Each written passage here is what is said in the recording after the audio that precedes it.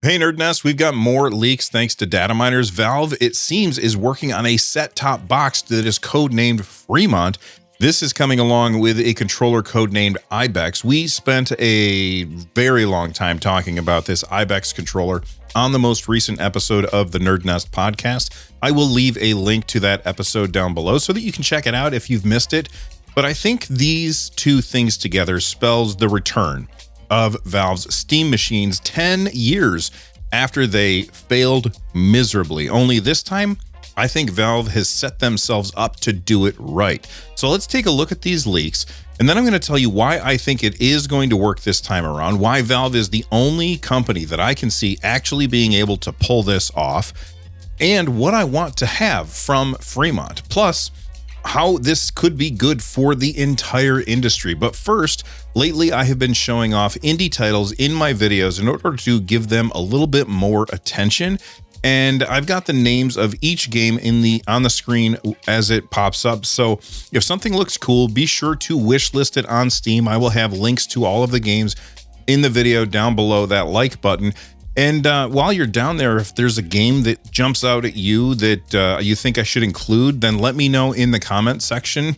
And then click on subscribe. It's free. It helps out a ton. And I would love to hit 100K by the end of next year. So all of that said, let's jump into it. Starting with this tweet from Brad Lynch, aka Sadly It's Bradley. For those of you who don't know who Brad is, he has a YouTube channel mostly about VR stuff, and he data mines Steam on the regular to find out information about what's going on with the upcoming VR headset, aka Deckard from Valve.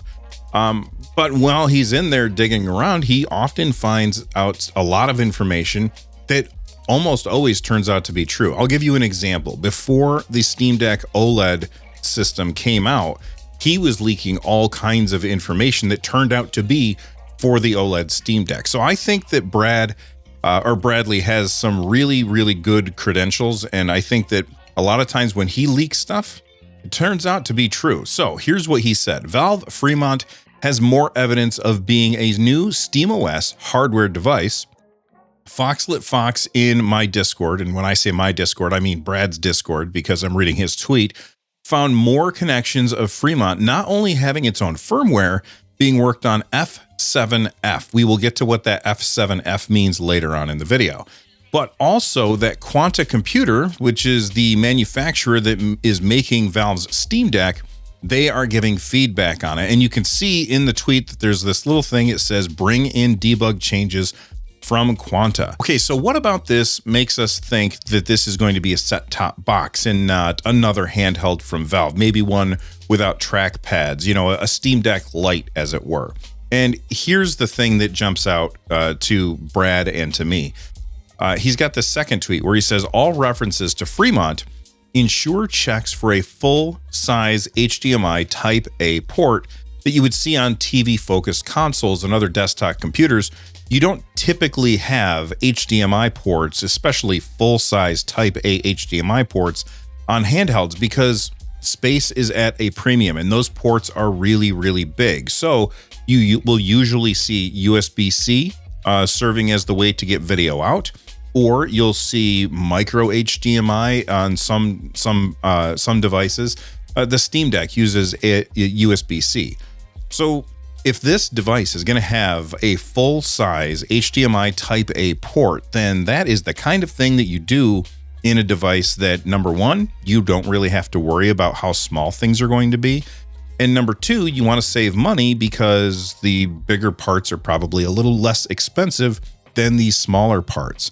So I think that this is almost a linchpin into the argument that Valve is continuing to work on a set-top box that you can plug into the back of your TV and then play all of your Steam library from without having to sit at your desk or something like that. And somebody might say, Bill, why would I want that when I can just use my Steam Deck? And that is a perfectly valid argument for you.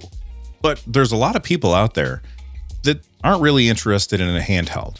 And even if they are interested in a handheld, they aren't interested in the limitations of a handheld when they plug it into a TV, because a handheld, you have to worry about the battery, you have to worry about the heat, you have to worry about the size, the portability. You have so many things that you have to take into consideration that you don't have to worry about with a set-top box.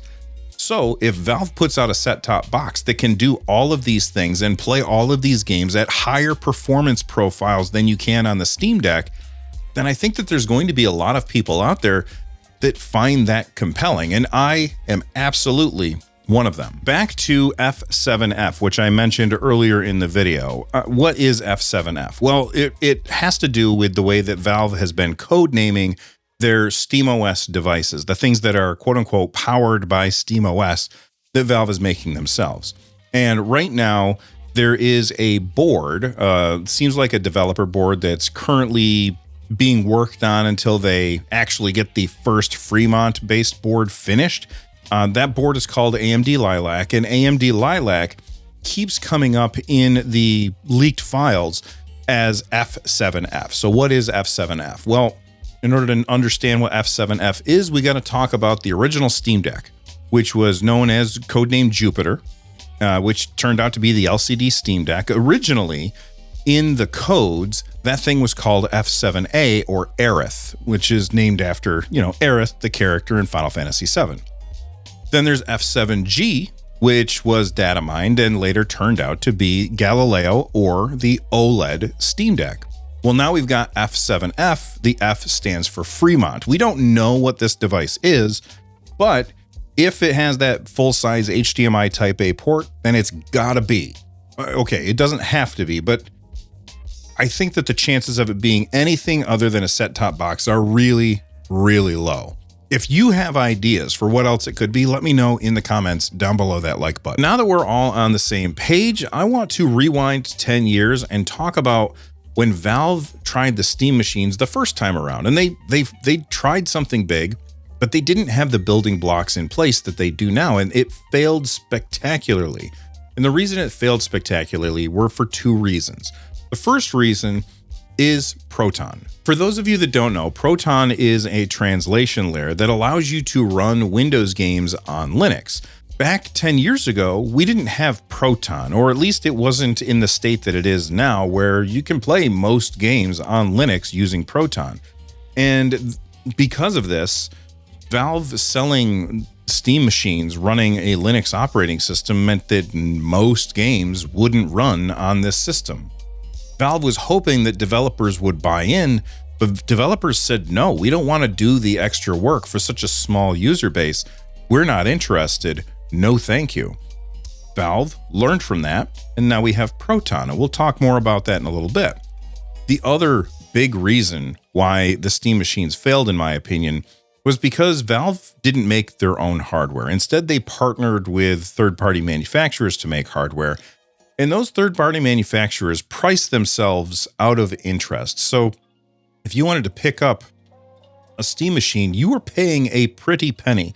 And the reason you were paying a pretty penny, I think, is because the third-party companies that were making these hardware machines, they didn't have Steam as a way to offset the cost. Because if Valve makes hardware and they sell it for less than it costs them to make it, that sounds like a terrible idea until you realize that every time you buy a game from Steam, they make 30%, no matter what the game is. All the third-party manufacturers that were making Steam machines didn't have access to that, and because of that, they were way too expensive. So you have way too expensive, can't run Windows games, huge failure. It's a flop. Fast forward 10 years, now Valve is in the hardware business. They've made the Steam Deck. They made the Steam Deck OLED, and they are doing really well with those devices. And you take a look at the entire handheld industry, Valve's is usually the cheapest. Why is it the cheapest? It's the cheapest because Valve can subsidize that cost by making money on every game that is sold. On top of that, we also have Proton. So before, Valve required buy-in from developers. Developers had to make a Linux version of their game, and they didn't want to. Now they don't have to. Valve said, fine, I'll do it myself. And that's why we have the Steam Deck and Proton, and it just works, which is awesome. Does it work for every game? No, absolutely not. There's multiplayer games that it doesn't work for because of anti-cheat. There's DRM that doesn't work, but I don't know about you, but for my library, I can play almost every single game on my Steam Deck, or at least they'll all run, even if they won't run well, depending on the power that is needed for a game. So if Valve does ship a set-top box that plugs in via a Type A HDMI port and you can play games from your couch, well, this time it's going to be a lot cheaper. And this time it's going to be able to play almost every game on Steam. And because of that, that is really compelling, I think, to a lot of people, myself included. Earlier, I said that I wanted to talk about why I think that Valve is the only company that can pull this off. And here's the reason why. Valve tried this 10 years ago and they fell on their face. The only reason that they can try again is because they don't have investors. Valve is able to do things that other companies can't because they are a private company. Investors always want money now. They want an immediate return on their investment. They don't actually care about the long term because all they want to do is buy a stock when it's cheap and then sell it when it goes up. They don't care if it's going to go down after they sell. They don't care about the company. They just are trying to make money. And I'm not saying that Valve isn't trying to make money, but because they're a privately owned company, they can think long term. Whereas companies with investors in the stock market, they can't think long term. They can try to think long term, but a lot of times their investors will get in their way. And that's the reason that I think Valve is uniquely suited to attack this and bring PC gaming into the console space. And you might say to yourself, well, Bill, I don't want a console. What makes a console a console? A console is a console because it's locked down. So is Valve going to lock this thing down? I don't think that they will. I think you'll be able to install whatever the hell you want on it. But for a lot of people, they want the simplicity of a console. And for a very long time now, I've been saying that the Steam Deck is a computer. It is a PC, but it feels like a console because it's simple to use. Yes, you can boot into desktop mode and you can do whatever the hell you want with it. You can go crazy with that thing. That's why it is a PC.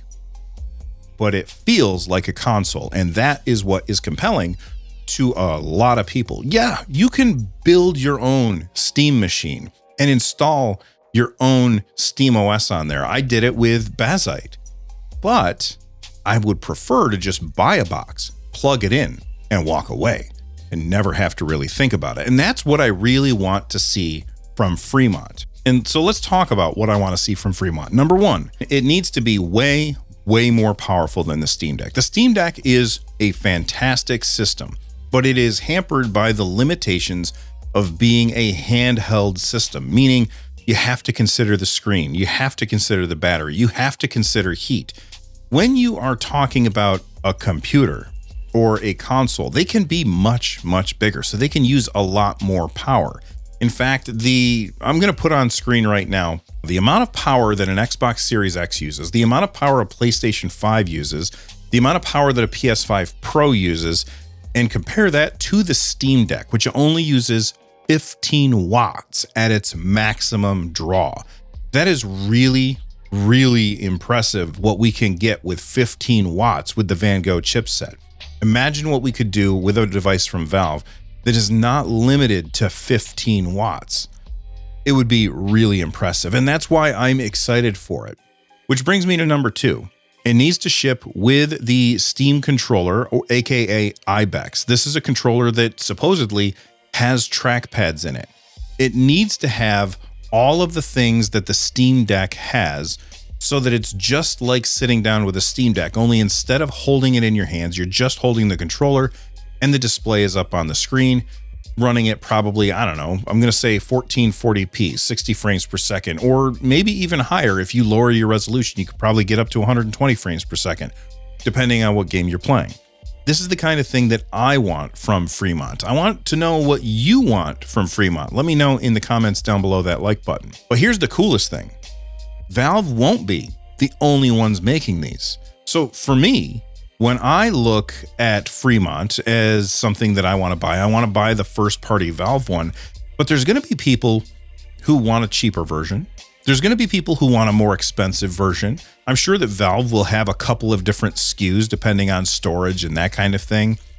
But there's going to be people who want more or want something different. And because of that, Valve is partnering with other manufacturers. I just put out a video about this powered by SteamOS branding guidelines that is leaked from Valve.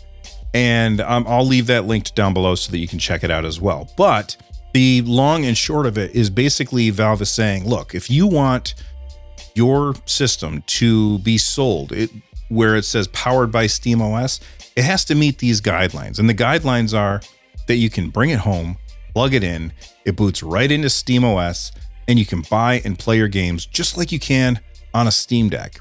And if Valve has these branding guidelines, then they must be working with other manufacturers to make these things.